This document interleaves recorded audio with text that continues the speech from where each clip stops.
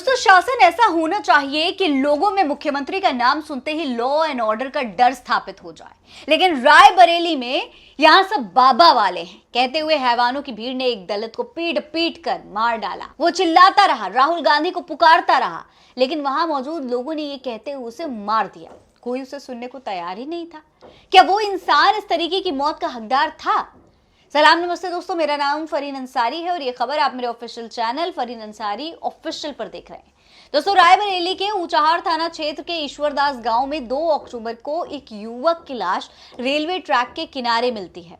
लोगों ने पुलिस को जब सूचना दी तो चश्मदीदों ने बताया कि युवक के शरीर पर पिटाई के निशान थे, सिर पर गहरी चोट थी, छाती पर बेल्ट के निशान थे और पूरे शरीर पर नीले काले धब्बे पड़े हुए थे।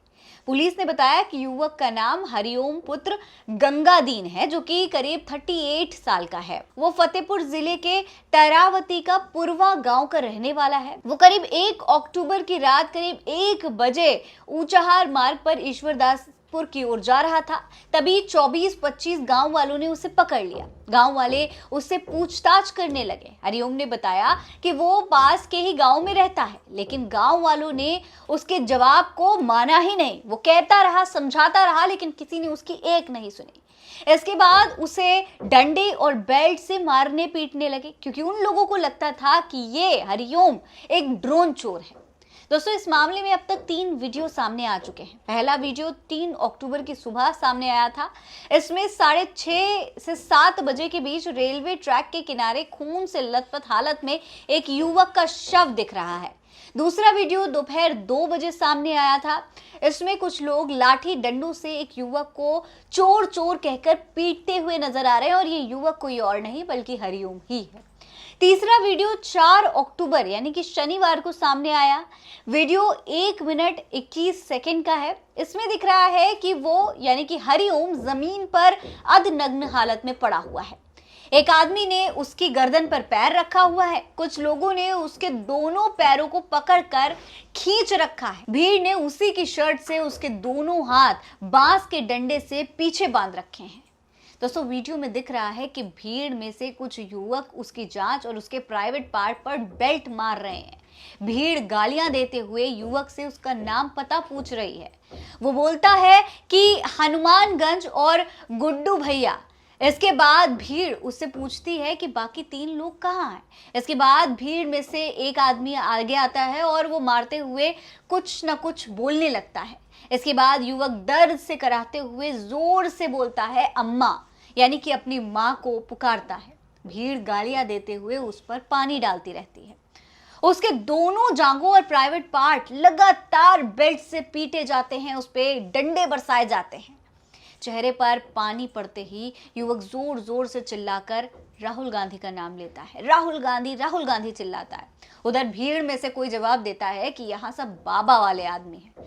कुछ कहते हैं कि भगत सिंह का नाम ले लो, कुछ कहते हैं चंद्रशेखर आजाद का नाम ले लो। इसके बाद वीडियो में एक युवक कहता है कि इसे मारते हुए थक जा रहे हैं, यानी कि वो इतना मार रहे थे कि उनके खुद के हाथ थके जा रहे थे, पर मारने से पीछे नहीं हट रहे थे। युवक बार बार कहता है कि भाई मैं चोर नहीं हूं, लेकिन गांव वाले नहीं सुनते। पिटाई के बाद इसे अधमरी हालत में रेलवे ट्रैक के किनारे फेंक दिया जाता है। बाद में उसकी मौत हो जाती है। हरिओम की पत्नी पिंकी के मुताबिक पति मानसिक रूप से कमजोर था। रायबरेली में उसे मिलने आया था। पिंकी ऊंचाहार में एनटीपीसी परिसर में पंजाब नेशनल बैंक में सफाई कर्मचारी है। गेट नंबर 2 के सामने पिंकी का मायका है।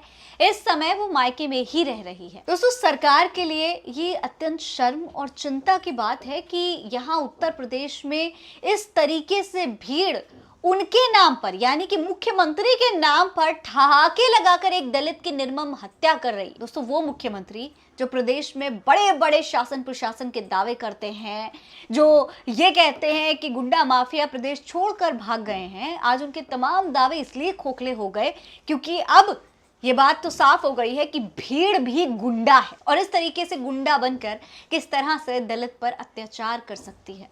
दोस्तों, प्रदेश में मुख्यमंत्री के नाम से लोगों में कानून व्यवस्था का डर स्थापित होना चाहिए, न कि मॉब लिंचिंग की प्रेरणा मिलनी चाहिए। लेकिन यहाँ भीड़ को देखकर ऐसे लगता है कि मुख्यमंत्री के नाम पर वो किसी भी तरीके के कानून को तोड़ने के लिए तैयार है। उन्हें लगता है कि अगर मुख्यमंत्री का नाम लेके वो कानून तोड़ देंगे तो उन पर कोई एक्शन ही नहीं होगा। हालांकि वहीं दोस्तों, इस पूरे मामले में कांग्रेस ने कहा है कि योगी ने अपराधियों को खुली छूट दे दी है। इस पूरी घटना को लेकर कांग्रेस ने सोशल मीडिया प्लेटफॉर्म एक्स पर एक ट्वीट भी किया है। इसमें लिखा है कि रायबरेली में दलित युवक की पीट पीट पर हत्या करने की खबर बेहद दुखद है। शोकाकुल परिजनों के साथ हमारी संवेदनाएं। वीडियो में दलित युवक आखिरी उम्मीद के तौर पर जब नेता विपक्ष राहुल गांधी का नाम लेता है, हत्यारे तब भी नहीं रुकते, उल्टा कहते हैं कि हम बाबा वाले। ये घटना बताती है कि उत्तर प्रदेश में योगी आदित्यनाथ ने अपराधियों को खुली छूट दे रखी है। खास तौर से दलितों के खिलाफ अपराध को लेकर वो आंख मूंद कर बैठे हैं। यही वजह है कि दलितों के खिलाफ अपराध के मामलों में यूपी नंबर 1 है। हालांकि दोस्तों, जिस तरीके से हरिओम ने मरने से पहले राहुल गांधी को कराहती हुई आवाज में पुकारा है, उसमें उम्मीद तो नजर आती ही है। मरने से पहले बचाने की आखिरी उम्मीद के तौर पर राहुल गांधी जनता को दिखाई दे रहे हैं। दोस्तों, ये आवाज राहुल गांधी तक पहुंचनी चाहिए और राहुल गांधी को हरिओम के घर तक पहुंचना चाहिए, जिससे हरिओम के घर वालों को ये भरोसा हो कि उन्हें न्याय मिलेगा। कोई और नहीं तो राहुल गांधी तो न्याय दिलाएंगे ही। साथ ही उन्हें हौसला मिले न्याय मिलने तक लड़ने का।